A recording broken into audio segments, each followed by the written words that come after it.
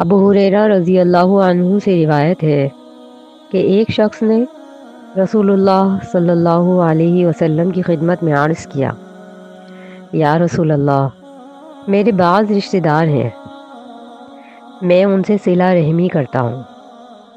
اور وہ مجھ سے قطع تعلق کرتے ہیں۔ میں ان کے ساتھ حسن سلوک کرتا ہوں، وہ میرے ساتھ بدسلوکی کرتے ہیں۔ میں ان کے ساتھ تحمل اور بردباری کا معاملہ کرتا ہوں اور وہ میرے ساتھ جاہلانہ برتاؤ کرتے ہیں۔ رسول اللہ صلی اللہ علیہ وسلم نے ارشاد فرمایا کہ اگر حقیقت میں ایسا ہی ہے جیسا تو کہہ رہا ہے تو در حقیقت تو ان پر احسان کر کے ان کے منہ میں جلتی راکھ ڈال رہا ہے، یعنی تیرا ان کے ساتھ حسن سلوک اور جواب میں ان کی بدسلوکی ان کے لیے جہنم کا سامان کر رہی ہے۔ اور جب تک تو اس حالت پر برقرار رہے گا، اللہ کی طرف سے مسلسل ایک مددگار فرشتہ تیرے ساتھ رہے گا جو تجھے ان رشتہ داروں پر غالب رکھے گا۔ حدیث کا مطلب یہ ہے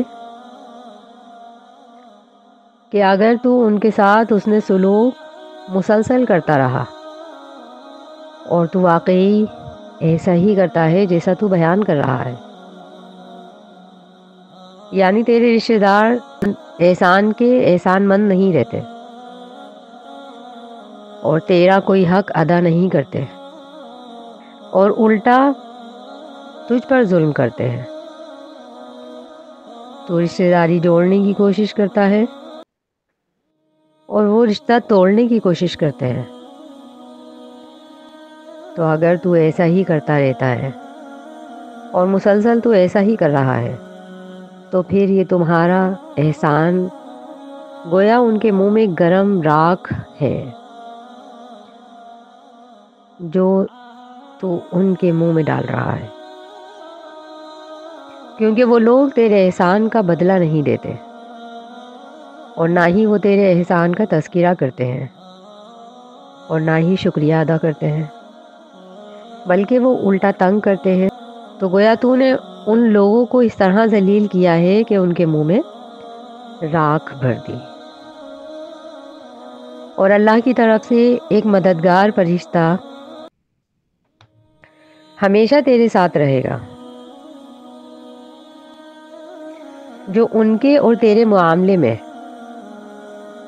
اگر مقابلہ ہوا تو وہ تیری طرفداری کرے گا،